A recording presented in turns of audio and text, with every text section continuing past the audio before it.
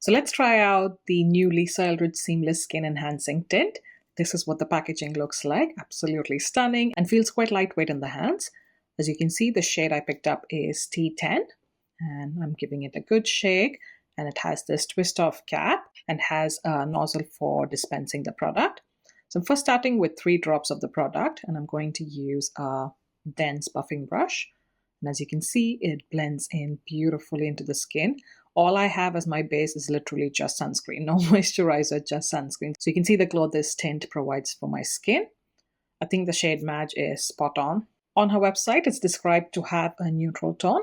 So this is how one half of my face compares to the other half. You can see that it's evened out my skin tone, taken down the redness that I have. So I'm taking another 3 or 4 drops and then using my fingers this time to apply the skin tint to the other side of my face.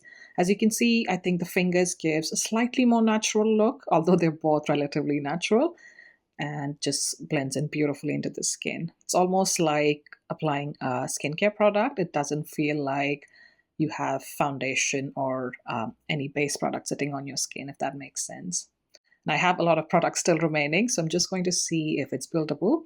So as you can see, I'm applying a second layer on my cheeks, taking it also as a concealer under my eyes, and also adding a second layer in a patting motion on anywhere I have acne scarring showing through. And this product builds up beautifully, as you can see. Repeating the same on the other side. So this is what my skin looks like. I feel it looks fairly natural on my skin, but still has a nice healthy glow. And because I have oily combination skin, I am going to set the face with powder, just doing a light dusting all over and also adding powder under my eyes.